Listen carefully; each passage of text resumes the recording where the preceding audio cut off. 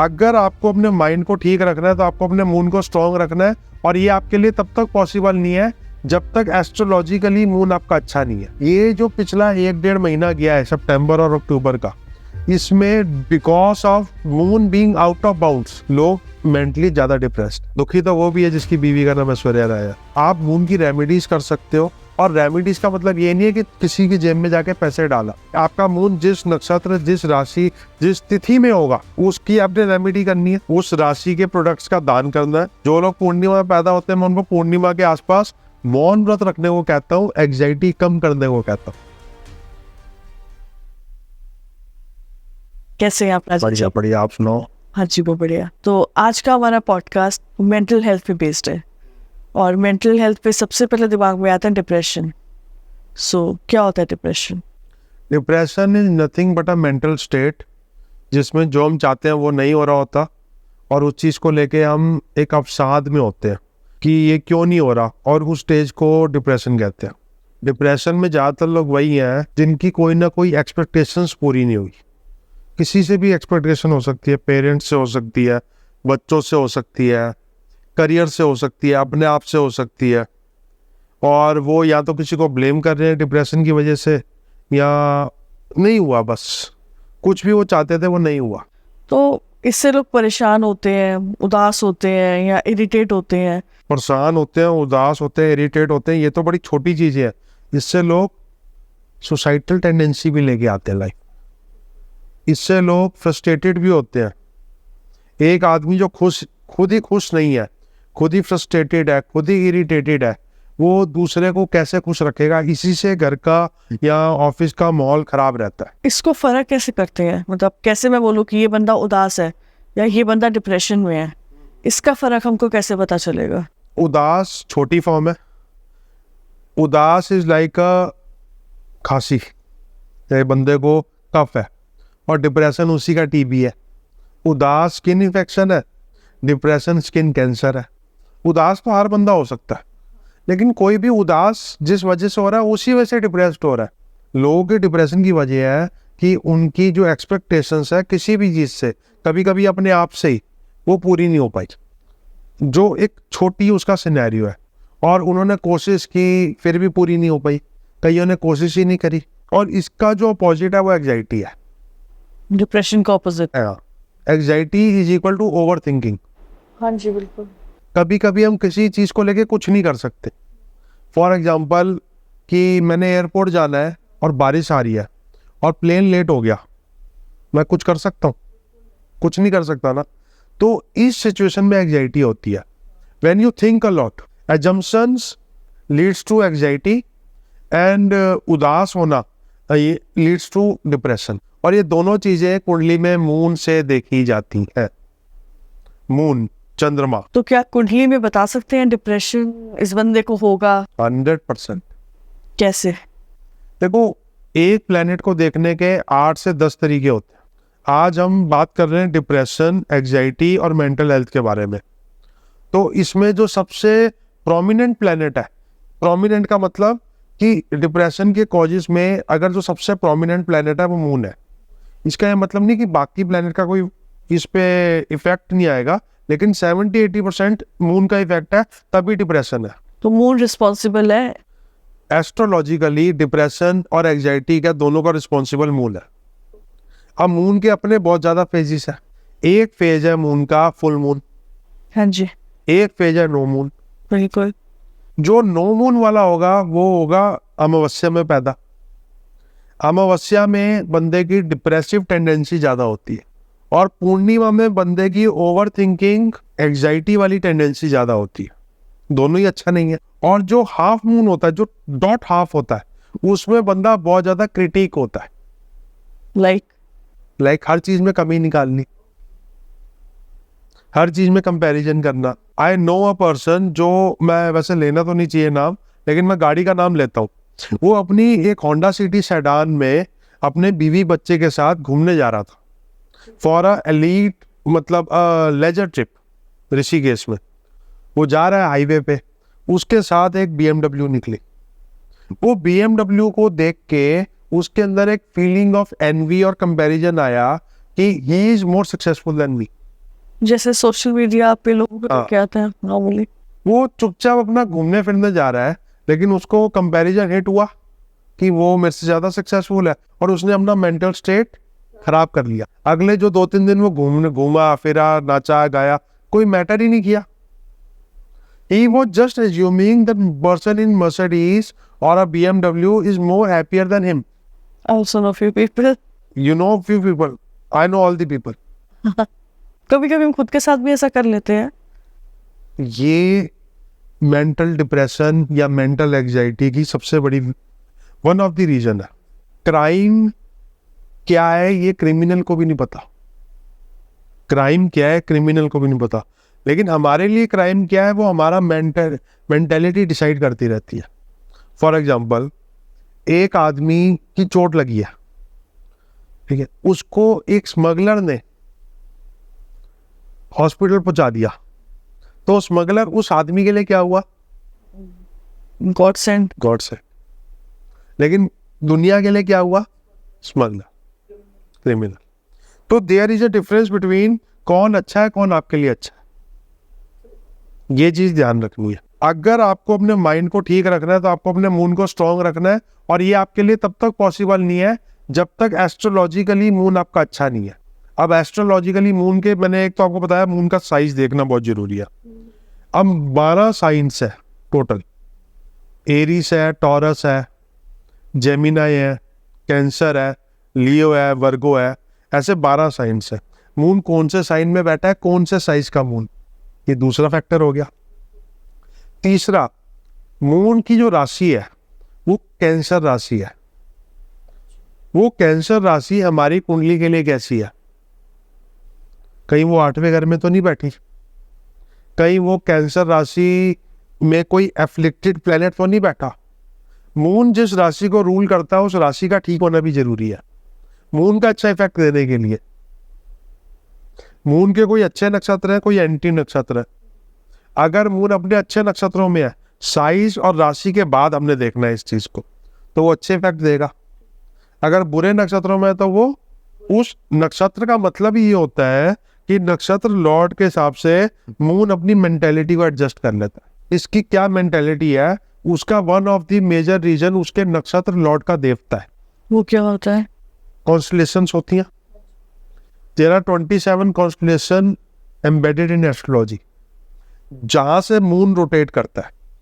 हर constellation का एक नाम है। अश्विनी, भरणी, कृतिका, रोहिणी, मृगशिरा, ऐसे करके 27 कॉन्स्टलेशन है। हर कॉन्स्टलेशन के एक डाइटी है, देवता है, और एक रूलिंग प्लेनेट है। लोगों को रूलिंग प्लेनेट और डाइटी में डिफरेंस नहीं समझ आता।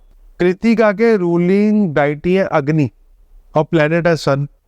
रोहिणी के रूलिंग डाइटी है चंद्रमा और प्लेनेट भी है मून। तो ऐसे करके आपके हर नक्षत्र के रूलिंग डाइटी और हर नक्षत्र के प्लेनेट अलग होते हैं। आपका मून कुंडली में किन किन प्लैनेट्स के साथ संबंध बना रहा है। संबंध भी 3-4 तरह के होते हैं। एक होता है दृष्टि संबंध, एक होता है राशि संबंध, एक होता है राशि दृष्टि संबंध, और एक होता है साथ बैठना। मान लो मून राहु केतु के साथ बैठ गया, मून का साइज भी अच्छा है, मून अच्छे नक्षत्र में ही बैठा है, और मून का जो राशि है वो भी अच्छी बैठी हुई है, लेकिन मून राहु केतु के साथ बैठ गया, वो थोड़ा सा मून को एफ्लिक्ट करेगा। संगत का असर। संगत का असर। और मून का साइज कम है, लेकिन मून अपने सबसे अच्छे नक्षत्र में है, तो बिकॉज ऑफ 0 पक्ष बल, पराशर ने यूज वर्ड किया पक्ष बल, बिकॉज ऑफ 0 पक्ष बल मून उसका कोई रिजल्ट नहीं दे पाएगा। पक्ष बल क्या होता है? The size of the moon. और इसमें एक और चीज है, उसको बोलते हैं मून की क्रांति कितनी है। क्रांति का मतलब होता है डिक्लिनेशन। Okay, degree. डिग्री तो हम देखेंगे कि वो कौन से नक्षत्र में, उससे हमें उसकी डिग्री पता चल जाएगी। जो डेक्लिनेशन है उसको हम बोलते हैं क्रांति। मान लो हमारा इक्वेटर 0 डिग्री पे है ना, हम मैप में पढ़ते थे ना, हमारा इक्वेटर 0 डिग्री में। Every planet measure from the celestial equator of the earth, वो एक एंगुलर डिस्टेंस पे है। एक होता है लॉन्गिट्यूड, लैटिट्यूड, और एक होता है एंगल। हाँ जी। जो एंगुलर डिस्टेंस है उसको बोलते हैं डेक्लिनेशन। और हर प्लैनेट की कोई ना कोई डेक्लिनेशन होती है। 23 degree 27 minutes is the prompt declination as per our Vedic books. कोई भी प्लेनेट 23 डिग्री में 27 मिनट्स तक डिक्लाइन, मतलब एंगुलर डिस्टेंस होता है उसका। इससे ऊपर कोई चले जाए तो उस ग्रह को बोलते हैं आउट ऑफ बाउंड्स। ये क्या होता है? सूर्य के आसपास धरती घूम रही है और धरती के साथ साथ चंद्रमा घूम रहा है। धरती के इक्वेटर से चंद्रमा 23 डिग्री 27 मिनट धरती के पॉइंट ऑफ व्यू से टिल्ट है। अब ये टिल्टनेस अगर 24 डिग्री क्रॉस कर गई because of the gravitational force, तो ये जो चंद्रमा है ये आउट ऑफ बाउंड्स हो जाएगा। अपनी डिग्री से अगर हटेगा, आगे जाएगा तो आउट ऑफ बाउंड्स हो जाएगा, और अगर पीछे जाएगा तो रिवर्स में आउट ऑफ बाउंड्स हो जाएगा। लेकिन जब चंद्रमा की डेक्लिनेशन 18 डिग्री से लेकर 28 डिग्री तक वेरी करती है। अब जितने भी जो भी कोई पैदा होता है सबको ये पता उसका चंद्रमा कौन सी राशि में है, सबको ये पता है उसका चंद्रमा कौन से नक्षत्र में है, सबको ये पता है कि उसका चंद्रमा राहु के साथ बैठा है, केतु के पास बैठा है, सूर्य के साथ बैठा है, शनि के साथ बैठा है, सबको ये सब पता है। किसी को ये नहीं पता कि उसका चंद्रमा आउट ऑफ बाउंड है कि नहीं है। आउट ऑफ बाउंड से उसके डिप्रेसिव होने का सारी मेंटेलिटी चंद्रमा है। ओके, हाँ। तो वो डिप्रेसिव है या एग्रेसिव है वो तो आउट ऑफ बाउंड ही बताएगा। और इस समय जब हम बात कर रहे हैं, ये हमारा 3rd वीक ऑफ अक्टूबर चल रहा है। इस समय चंद्रमा अपने पीक आउट ऑफ बाउंड्स पे है। मेरे पास इतनी सारी क्वेरी आई हैं सितंबर और अक्टूबर में because of the mental anxiety and mental depression, क्योंकि चंद्रमा अपने आउट ऑफ बाउंड पे इस समय गोचर में है। तो ज्यादा लोग थोड़े परेशान हैं, डिप्रेस्ड हैं। वो भी परेशान है जो खुश है, जिसके पास गाड़ी है, बंगला है, काम है, नौकरी है, 2 पैसे आ रहे हैं, वो भी परेशान है because of mental health because of moon out of bounds. तो ये अभी एक जनरली ही इफेक्ट कर रहा है। 2024 में और 2025 में बहुत सारी डेट्स ऐसी हैं जिसमें मून आउट ऑफ बाउंड्स है। अब ये डेट्स निकाली कैसे जाए? मैं तो एफ मरीज का इस्तेमाल करता हूँ। एफ मरीज मतलब पंचांग कैलेंडर की जो पूरी बुक आती है, स्विस एफ मरीज का इस्तेमाल करता हूँ जब मैं नेट से देखता हूँ। Switzerland ephemeris are the best, they don't have any calculation mistake. अभी अक्टूबर के महीने में हम देखते हैं कि चंद्रमा कौन से डेट्स में आउट ऑफ बाउंड्स होगा।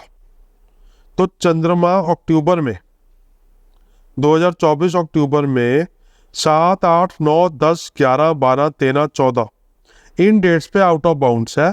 और इसकी जो मैक्सिमम क्रांति गई है वो गई है 28 डिग्री साउथ। तो डेक्लिनेशन एंगुलर है ना, वो नॉर्थ की तरफ भी जा सकती है, साउथ की तरफ भी जा सकती है। और 21, 22, 23, 24 तारीख को 22 तारीख को चंद्रमा 28 डिग्री नॉर्थ डेक्लिनेशन में from Delhi, 28 degree north declination में। तो इस टाइम पे चंद्रमा की डेक्लिनेशन अपने पीक पे है।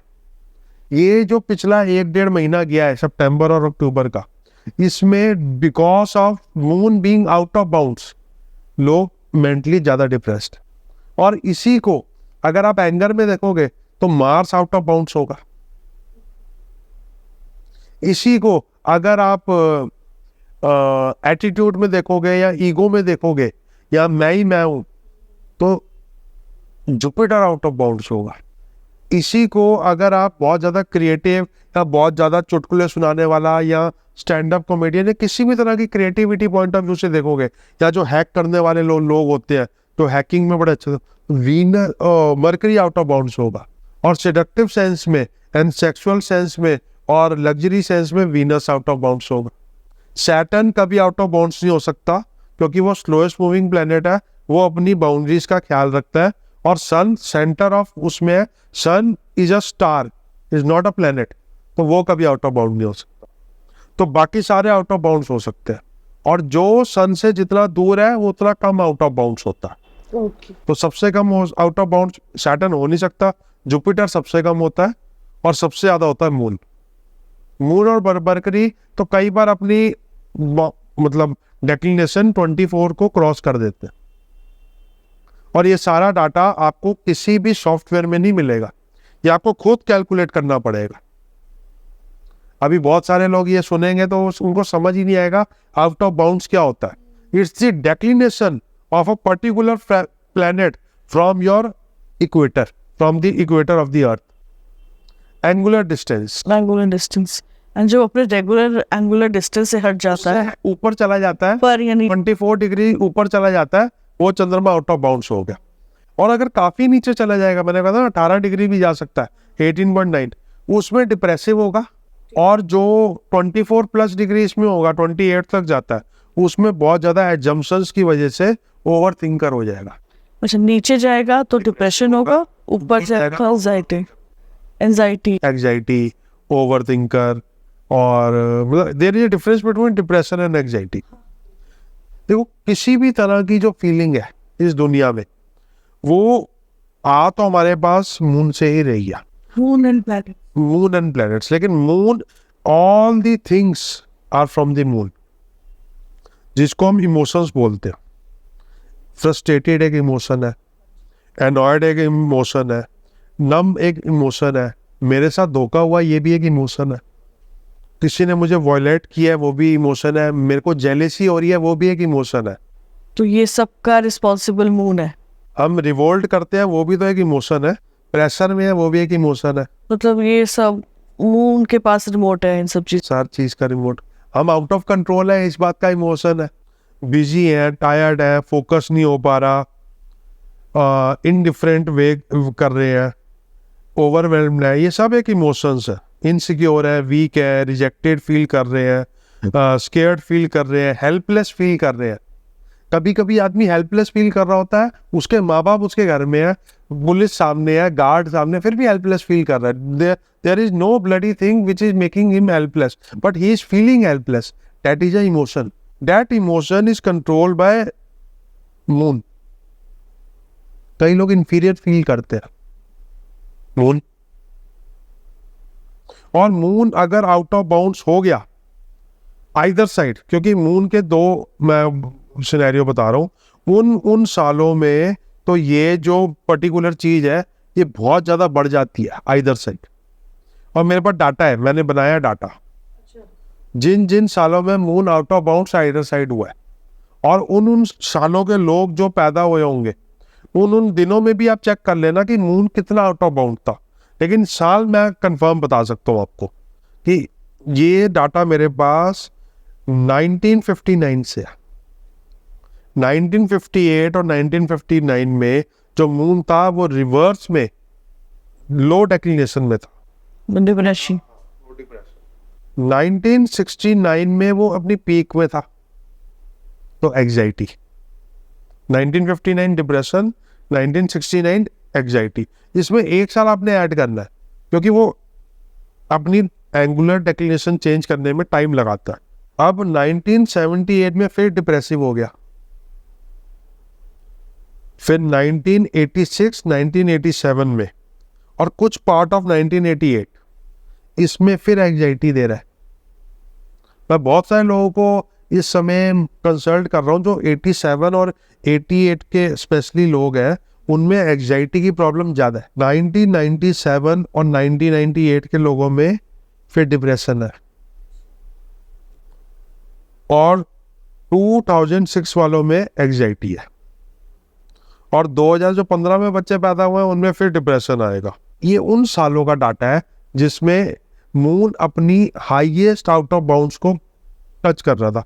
इस समय जो लोग बच्चे पैदा हो रहे हैं, स्पेशली अक्टूबर के महीने में, अगले साल मार्च तक, इनमें काफी रेट्स ऐसी हैं जिसमें मून आउट ऑफ बाउंड्स। कुंडली में जैसे मून का इफेक्ट है, ये उसके पैदा होने पे डिटरमाइन होता है या कंसेप्शन पे? पैदा किसी ना किसी डेक्लिनेशन में तो हुआ ही है। मान लो कोई उन डेक्लिनेशन में पैदा हुआ है जो डेक्लिनेशन हाई है, 28 तक चली गई, किसी भी प्लेनेट की। अभी हम मून की एग्जांपल ले रहे हैं, ठीक है, किसी भी प्लेनेट की हम बात करते हैं, मून की कोई हाईएस्ट डेक्लिनेशन में पैदा हो गया, तो हाईएस्ट डेक्लिनेशन मैंने आपको मून की बताई थी, जैसे 87, 88 के जो लोग हैं उनमें हाईएस्ट डेक्लिनेशन है। उन लोगों को इस समय, बिकॉज उस टाइम भी हाईएस्ट डेक्लिनेशन थी, अभी भी हाईएस्ट डेक्लिनेशन है, फीलिंग ऑफ एग्जाइटी बहुत ज़्यादा है। जो 2006 में बच्चे पैदा हुए हैं तब भी हाईएस्ट थी, उन लोगों को भी इस समय फीलिंग ऑफ एग्जाइटी बहुत ज़्यादा है।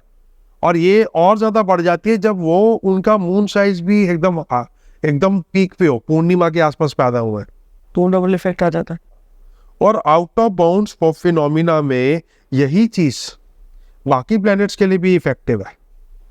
ओके, और प्लैनेट्स भी जब आउट ऑफ बाउंड होते हैं तो जैसे मान लो मार्स आउट ऑफ बाउंड्स हो गया तो उस व्यक्ति के अंदर एंगर बहुत ज्यादा होगा। अभी सितंबर में मार्स आउट ऑफ बाउंड्स था, मैंने एक प्रिडिक्शन दी थी अगस्त सितंबर की कि ईरान और इजराइल और लेबनान आपस में लड़ेंगे। अगस्त से लेकर अभी तक वो लड़े जा रहे हैं। हाँ, मतलब कुछ ना कुछ सुनने में आ ही रहा है। अभी मार्स आउट ऑफ बाउंड्स था, आपने मुझे रोहिणी में इनवाइट किया है, कल ही रोहिणी में ब्लास्ट हुआ है। पिछले सितंबर में, जब पूरे सितंबर में मार्स आउट ऑफ बाउंड्स रहा है, इसी दौरान गुजरात में, हिमाचल में, दिल्ली में कई फैक्ट्रियों में आगे लगी है। समझ रहे हो, इसका जो इफेक्ट आता है मार्स का आउट ऑफ बाउंड होने का, किसी भी ग्रह का अतिक्रांत होने का इफेक्ट इज इक्वल टू ग्रह ने इंटॉक्सिकेशंस ले लिया, वो आउट ऑफ कंट्रोल हो गया, नशे कर लिए। नशे कर लिए। जो लोग आउट ऑफ बाउंड कुंडली में पैदा हुए हैं उनकी भी मैं आपको रिसर्च देता हूँ थोड़ी सी।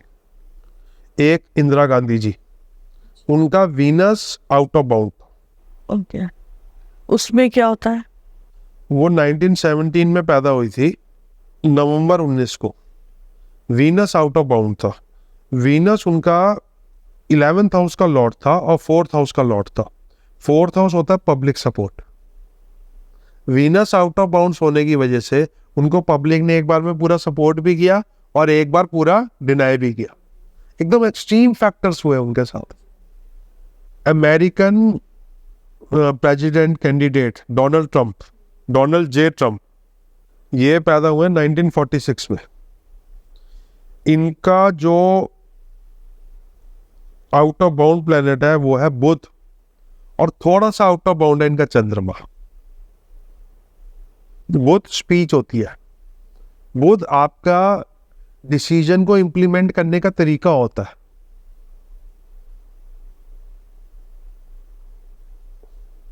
तो भी कुछ भी स्पेशेस होती है, इनकी स्पीचेस सुनो और देखो कि इनका जो बुध है वो आउट ऑफ बाउंड्स है, और रिसर्च करो ना।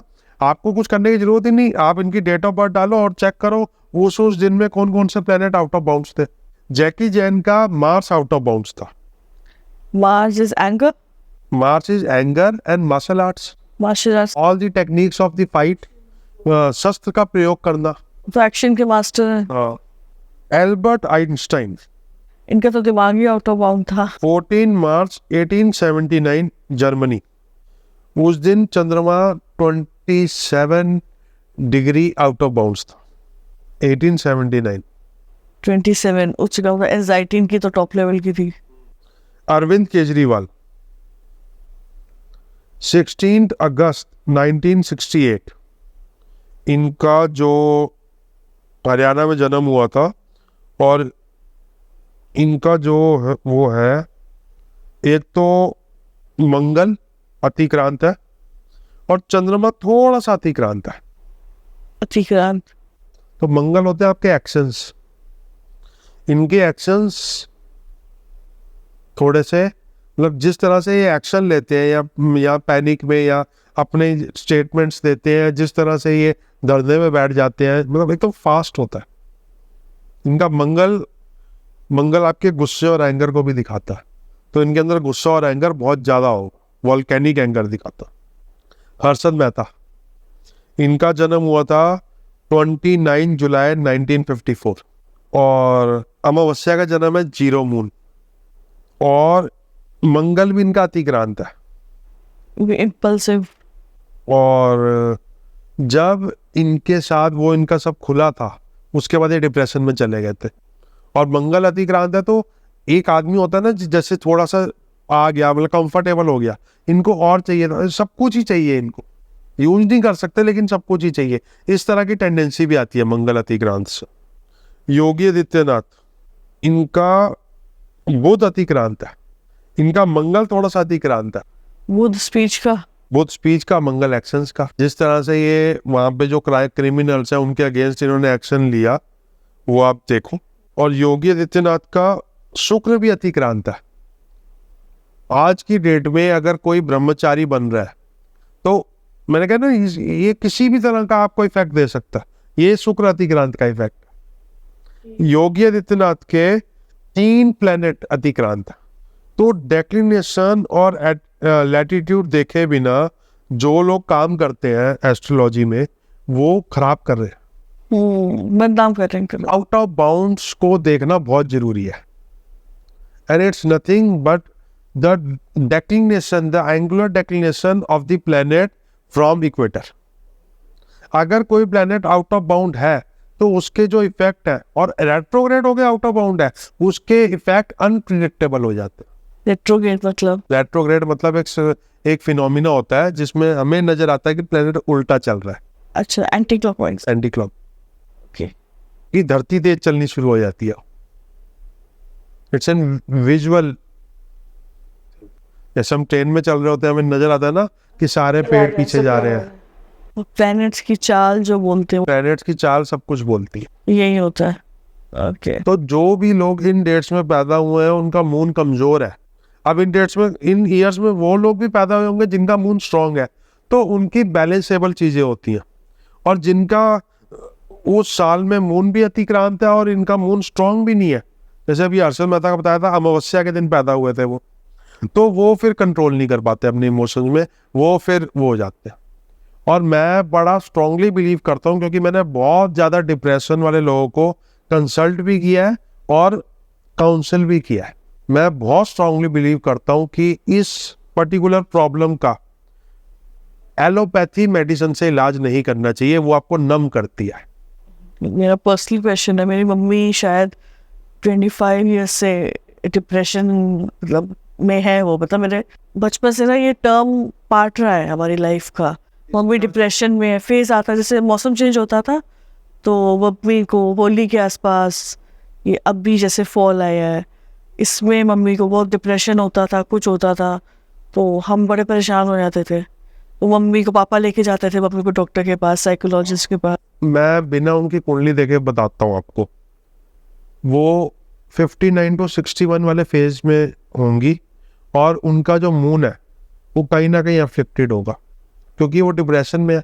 मैंने आपको डिप्रेशन का 59-60 वाला जो फेज बताया वो था, और मून अफेक्टेड होगा कुंडली में, तभी वो डिप्रेशन ज्यादा नजर आया।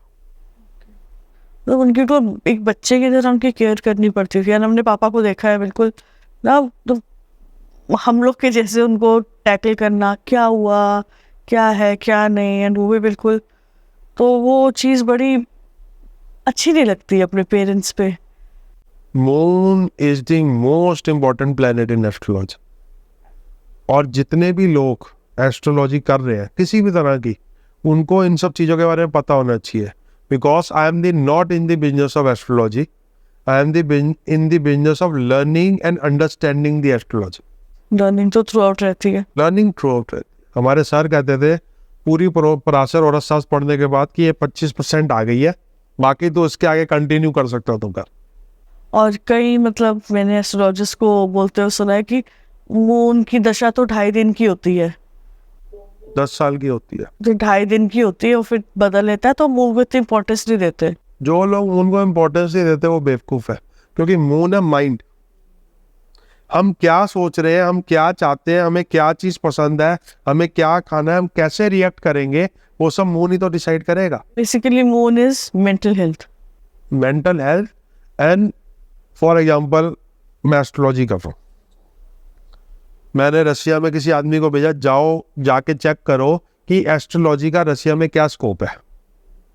2 आदमी गए, दोनों ने सेम रसिया को देखा, रसिया को एनालाइज किया।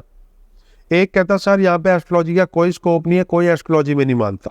दूसरा कहता सर यहाँ पे कोई प्लेयर ही नहीं है एस्ट्रोलॉजी का, हाँ कोई कर ही नहीं रहा astrology, we are the only one जो टर्म इंट्रोड्यूस कर। जो टर्म इंट्रोड्यूस करेंगे। अब दोनों ने एक ही सिनेरियो को देखा, अब दोनों का मून अलग अलग है। जब दोनों का मून अलग अलग है, दोनों का सोचने का तरीका अलग अलग है। एक आदमी ने एरोप्लेन बनाया और एक आदमी ने पैरासूट बनाया। जिसने एरोप्लेन बनाया वो ऑप्टिमिस्टिक मून साइकिल में था, जिसमें अतिक्रांत वाले में, और जिसने पैरासूट बनाया वो नॉन ऑप्टिमिस्टिक मून साइकिल में था। एंड दोनों चीजें कितनी जरूरी हैं। दोनों चीजें कितनी, तो हम क्या डिसीजन ले रहे हैं, हमें क्या पसंद है। आपको एक और बात बताता हूँ, लोग कहते हैं कुंडली में देख के बताओ कि हमारे प्रेफरेंसेस क्या होंगे, ये क्या होंगे। D30 चार्ट में मून को देख के बताया जाता है कि बंदे का सेक्सुअल प्रेफरेंस क्या होगा। अच्छा, क्योंकि हमें क्या पसंद है कौन डिसाइड करता है? हम ही डिसाइड करते हैं। हाँ, ऑब्वियसली। किसी के लिए फूड में onion is very good thing, किसी के लिए खराब है। किसी को ब्लैक कलर बहुत पसंद है, किसी को अच्छा नहीं लगता। तो ये सब क्या है? More and mind. Moon and mind. वो तो बहुत सॉलिड है, मतलब हमारे मेंटल हेल्थ के लिए। तो इसके बैलेंस करने के लिए कुछ रेमेडीज है जो हम कर सकते हैं मून को बैलेंस करने के लिए। वन ऑफ द रेमेडीज ये है कि फुल मून की लाइट लो, और फुल मून के दौरान अपने मुंह को शांति दो, मौन व्रत रखो और झगड़ा मत करो। और ये सिस्टम समझने की कोशिश करो कि अगर आप कोई चीज एक्सपेक्टेशन कर रहे हो और नहीं मिल रही आपको, इसका ये मतलब नहीं है कि आप डिप्रेशन में चले जाओ। इसका ये मतलब है आप अपना रास्ता चेंज करो, अपने आप को समझाओ। अपने आप को समझाओ।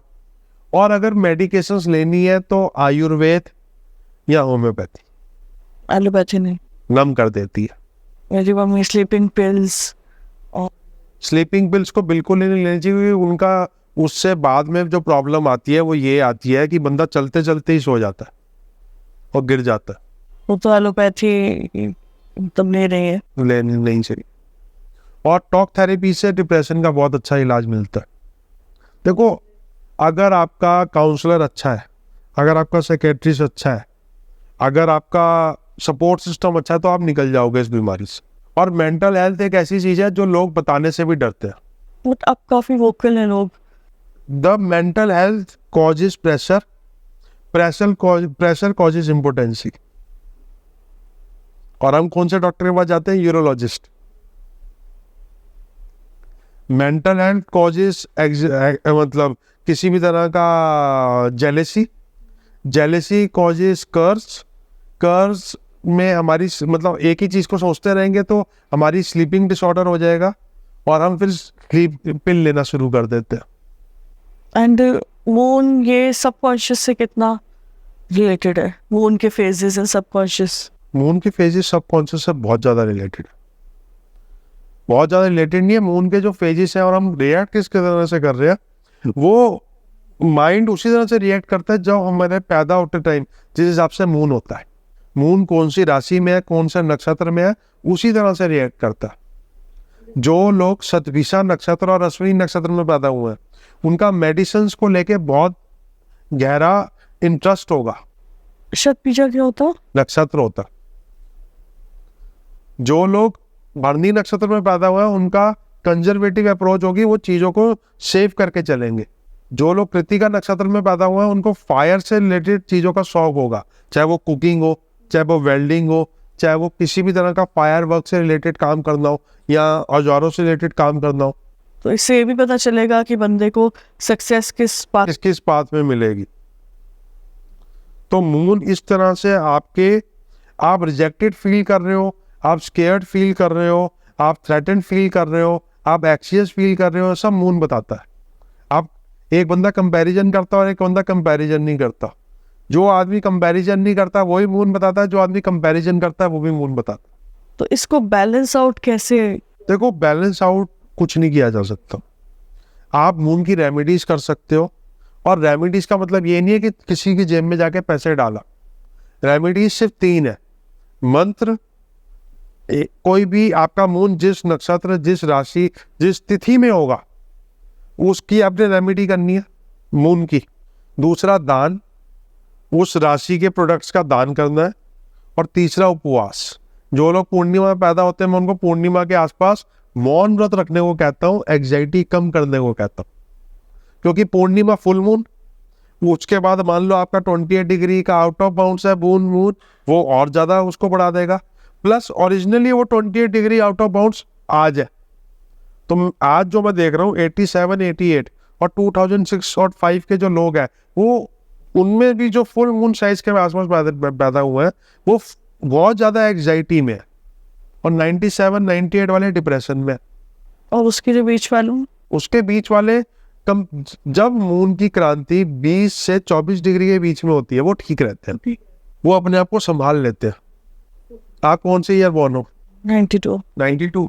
92 में मून था टॉट 23 डिग्री के आसपास, जो कि एक कंपैरेटिवली नॉर्मल है। तो अगर आपको कोई ऐसे एंजाइटी या कुछ हुआ भी तो वो problem will be followed by solution, it will not go beyond a point. हाँ वो संभाल। पागलपन, आउट ऑफ बाउंड्स का मतलब ही होता है पागलपन।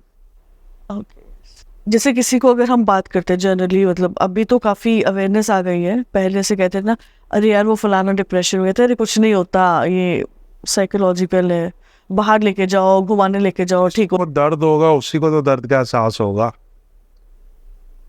एक बच्चा रो रहा है, वो रोना मेरे लिए शोर है, लेकिन जिसका बच्चा है उसके लिए वो रोना परेशानी है।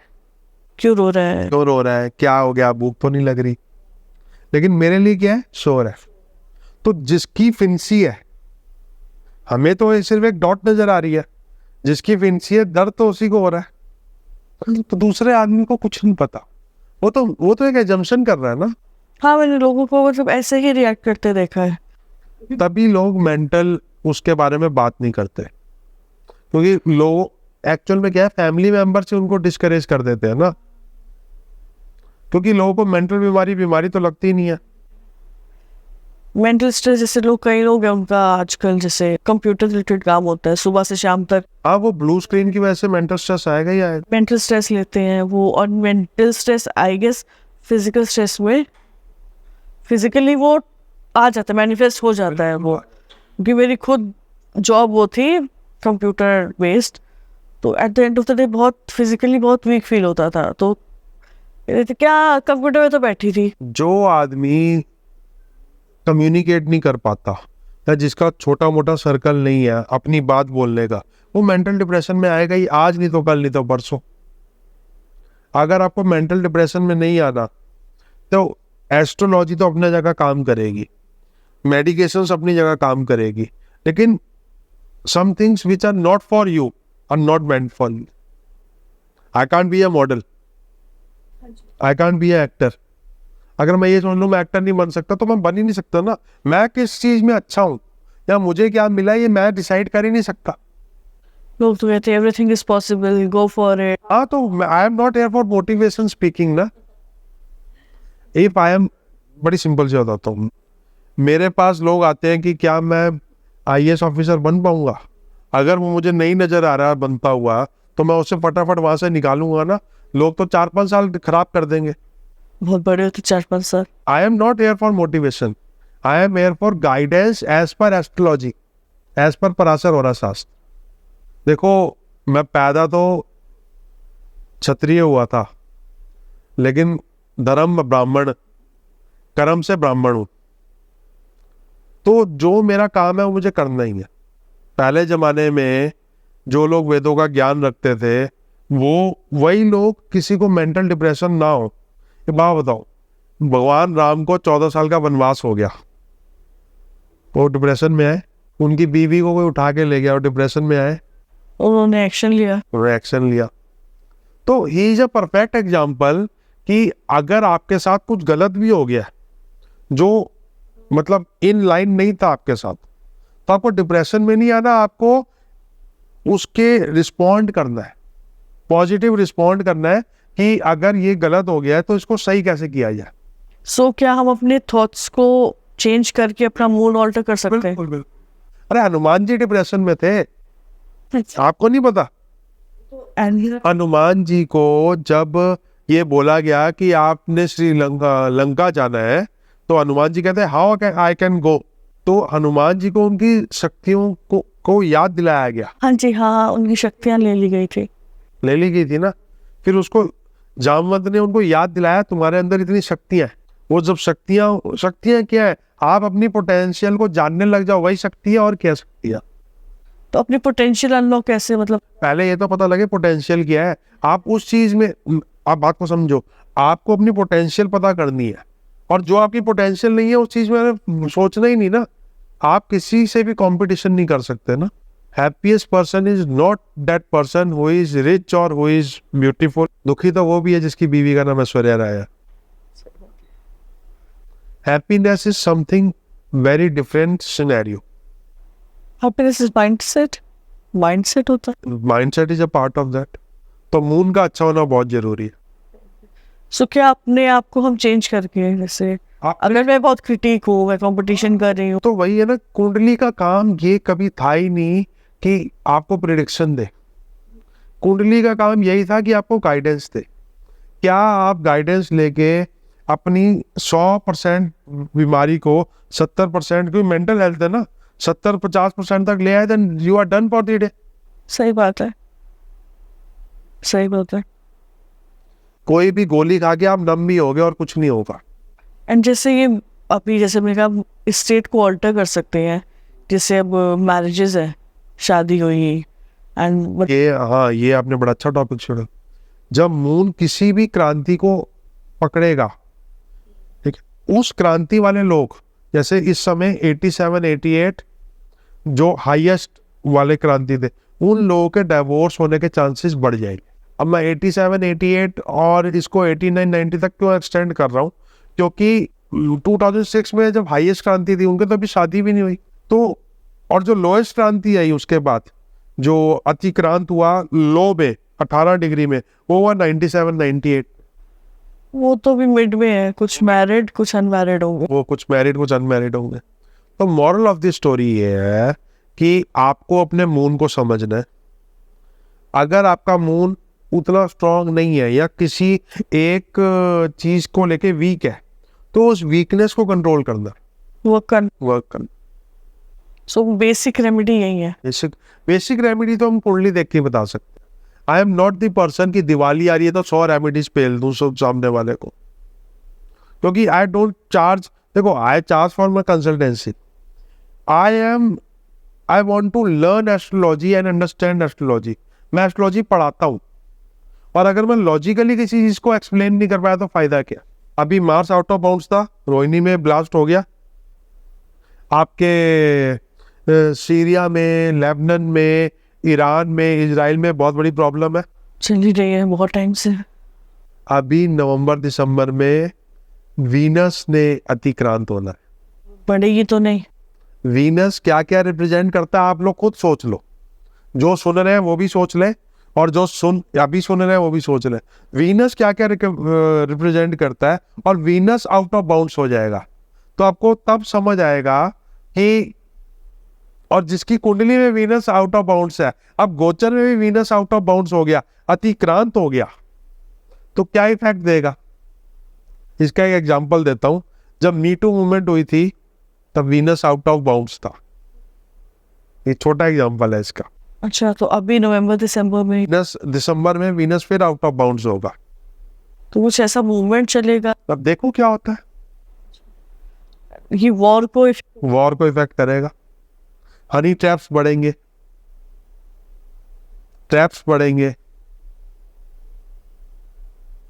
देखो, बड़ी सिंपल सी बात है, आपको एस्ट्रोलॉजी को ढंग से वो करना है, अच्छे और बुरे के कॉम्बिनेशन से। एस्ट्रोलॉजी को गाइडेंस की तरह लोगे तो चलोगे आगे। एंड एक अच्छा गाइडेंस देने वाला एस्ट्रोलॉजी कैसे पता चले, ये बहुत बहुत बड़ी समस्या है। देखो, हमें तो 100-150 में से 3-4 ही अच्छे लगे थे। हाँ, सही बात है। अगर लोग फंस जाते हैं, मैं तो उनका नाम भी ले लेता हूँ आज, क्योंकि उन्होंने मेरे को यहाँ तक ट्रेन किया। Justice S N. Kapoor, doctor Suresh Chandra Mishra, और जो इनके स्टूडेंट्स हैं, ऑल द स्टूडेंट्स, जो कपूर साहब से या डॉक्टर सुरेश चंद्र मिश्रा से पढ़े होंगे कभी ना कभी, उनकी नॉलेज और मेरी नॉलेज, वो टीचर तो एक ही है ना। मतलब अगर परशुराम जी ने कर्ण को विद्या सिखाई, परशुराम जी ने भीष्म पितामह को विद्या सिखाई, तो टीचर तो वही है ना, तो उन दोनों का कोई कंपैरिजन तो कर नहीं सकता। But when they are on the wrong side या they are against the god, they have to वो। तो जो हमारे टीचर हैं कपूर साहब, justice Ashwin Kapoor and doctor Suresh Chandra Mishra, इनसे कोई भी पढ़ा हुआ है, क्योंकि वो भी आज की डेट में कुछ लोग तो आ गए होंगे, वो सारे अच्छे होंगे। हाँ, अगर वो उपाय के जंजाल से आपको फंसा नहीं रहे तो। सुई रेमेडीज देने वाले रेमेडीज देना भी ठीक है, लेकिन इफ रेमेडीज मतलब टू कॉस्टली और मंत्र दान और उपवास के अलावा कुछ है तो कोई फायदा नहीं। आपने बोला मंत्र दान और उपवास, इसके अलावा अब कई लोग जेमस्टोन्स बताते हैं, जैसे मैं देख रही हूँ आपने भी पहनी हुई है रिंग्स। तो मुझे मेरे ससुराल से मिली थी, मैं उतार नहीं सकता। और ये जो रिंग है मेरे दादाजी ने पहनी हुई थी, जब उनकी डेथ हुई थी तो फिर उसके बाद मेरे फादर ने पहनी हुई थी, फिर मेरे फादर ज़्यादा पहनते नहीं तो मैंने पहनी हुई थी। और ये कुछ भी नहीं है, गोल्ड रिंग है, एक नॉर्मल। और ये तो वो रिंग है वो तो, और तो कुछ। तो जेमस्टोन्स का कुछ फर्क पड़ता है? ये नीलम पहन लो दिन बदल जाएंगे। देखो, जेमस्टोन शास्त्रों में वर्जित नहीं है, जेमस्टोन कहीं ना कहीं उसमें है, लेकिन ओरिजिनल कितने मिलते हैं? फेकिज्म बहुत है इसमें। रोज मैसेज आते हैं, फोन आते हैं, मेल्स आते हैं, सर जेमस्टोन रिकमेंड करो, हम आपको उसका 50% कट देंगे। 2 लाख के नीलम के 70-80 हज़ार तो एस्ट्रोलॉजर को मिलते हैं। मेरी फीस के कोई मुझे पैसे नहीं देना चाहता। कई लोग ऐसे होते हैं, फिर उनको कोई डरा के या कुछ नीलम रिकमेंड करो, रूबी रिकमेंड करो। जो भी आपका प्लेनेट है जिसका आपको जेमस्टोन रिकमेंड हो रहा है, उसके ऑल्टरनेटिव उपाय मेरे से वैसे ही ले लो। सन का जस्ट एक सनलाइट और आदित्य हृदय स्तोत्रम करो, सन स्ट्रॉन्ग होगा। हाँ, सन स्ट्रॉन्ग होगा। मून का है तो टेक मूनलाइट एंड चैंट ओम नमो शिवाय, और अपने आपको शांत रखो। और मिल्क प्रोडक्ट्स डोनेट करो, लोगों को थोड़े से मिल्क प्रोडक्ट्स डोनेट करो। लस्सी हो गई, छाछ हो गई, गर्मी में पानी हो गया। मार्स है तो अपना ब्लड डोनेट करो, अपने भाइयों की मदद करो, लोगों की मदद करो। किसी को हॉस्पिटल लेके जा सकते हो तो जाओ, एम्बुलेंस सर्विस प्रोवाइड करो। मार्स है तो। जुपिटर है तो बड़ों की रिस्पेक्ट करो, किसी की बात को काटो ना। कोई अगर बड़ा आपकी बात से एग्री नहीं कर रहा या आप उसकी बात से एग्री नहीं कर रहे, डोंट मेक कलेश मत करो उस चीज का। मीठा खाओ, ब्राह्मणों की और जो आपके टीचर्स हैं उनकी रिस्पेक्ट करो। This is for Jupiter. Jupiter is Budh, Jupiter is Guru. तो इस तरह से आप नॉर्मल रेमेडीज करो ना। शनि सैटर्न सर्वेंट्स की, अपनी हाइजीन की, अपने बालों की, अपनी बालों और दाढ़ी की वो करो। अपने नेल्स का स्ट्रक्चर रखो, गरीब लोगों की मदद करो जितनी आप कर सकते हो, और अपने स्टाफ की दुख दर्द बांटो।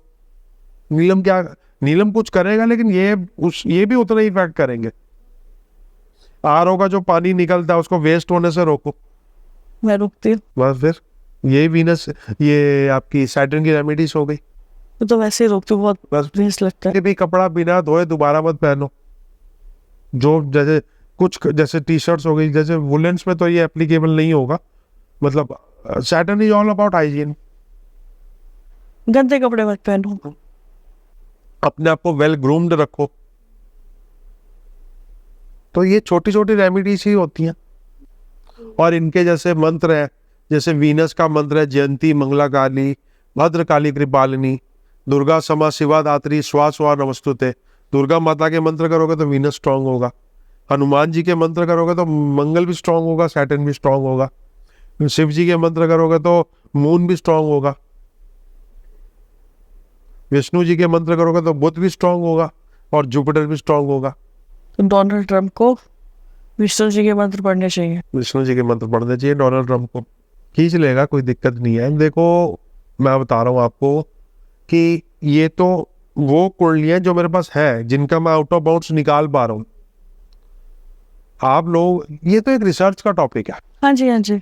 Every topic is a topic of research. मुझे लगता है इस चीज का इंट्रोडक्शन जो है, तो बंदे जो कुंडली दिखाने जाएंगे वो पूछ सकते हैं कि हमारा मून के अरे किसी एस्ट्रोलॉजर को अगर आता पता हो कि आपके मून की डेक्लिनेशन कितनी है और वो आउट ऑफ बाउंड्स है कि नहीं, तो मेरा नाम बदल देना। अच्छा। हाँ, किसी भी एस्ट्रोलॉजर को आता हो, एक्सक्लूडिंग डॉक्टर सुरेश चंद्र मिश्रा, जिन्होंने ये चीज पढ़ाई हमें, उन मतलब और किसी को आता हो। और ये मैं कहाँ से देखता हूँ, ये मैं बता देता हूँ। दिस इज दी एफएमरीज जो सुरेश मिश्रा सर ही बनाते हैं, उसमें सारी लिस्ट मिलती है। क्योंकि लोग कहेंगे ना कि आपने कहाँ से देखा, और नेट पे भी अवेलेबल होंगे। अगर आप जब मारोगे out of bounds dates of this planet, वो अवेलेबल होगी। तो बेसिकली अपनी मेंटल हेल्थ अच्छी रखने के लिए हमको अपने मून पे वर्क करना होगा, एंड अपने थॉट्स, अपने एक्शंस को सोच समझ के मून पे वर्क करना होगा। और इधर इन सिनेरियोस में मैं सारी चीजें तो बता नहीं सकता। ग्रहों ने, ऋषियों ने ग्रहों को कई चीजों में बांटा है। एक प्लेनेट जिसको ग्रह बोलते हैं, एक ड्राफ्ट प्लेनेट जिनको हम उपग्रह बोलते हैं, हाँ, उपग्रह भी सुना। एक सेलेस्टियल बॉडीज जिनको लूनर मेंशंस बोलते हैं, जिनको हम नक्षत्र बोलते हैं। प्लेनेट हो गए, ड्राफ्ट प्लेनेट हो गए, सेलेस्टियल बॉडी हो गई। राहु केतु जिनको हम नोट्स बोलते हैं, जो सेंसिटिव पॉइंट्स है। तो आपको मून के साथ साथ इन सब कॉम्बिनेशंस को अटैच करके उसका आउट ऑफ बाउंड्स देख के उसके बाद आप रिजल्ट के कंक्लूजन में जा सकते हो। और लोगों के पास इतना टाइम थोड़ी है। और इनसे बेवकूफ इनको पढ़ाने वाले, जिनको जो जब पढ़ाने वाले को ये सारे कॉन्सेप्ट नहीं पता होंगे, तो पढ़ने वाले को क्या पता होगा। रोटी खराब है तो पेड़ क्या निकलेगा। बस फिर यही सारी दिक्कत ही है एस्ट्रोलॉजी में। सो काफी इंटरेस्टिंग टॉपिक था मेरे लिए, तो बहुत इंसाइटफुल था ये, बहुत कुछ समझ। आप लोग रिसर्च करना आउट ऑफ बाउंड्स के बारे में, आपको कुछ ना कुछ तो अलग मिलेगा। हाँ बिल्कुल, टॉपिक ये वर्ड ही था। चल, सो जय जय श्री राम।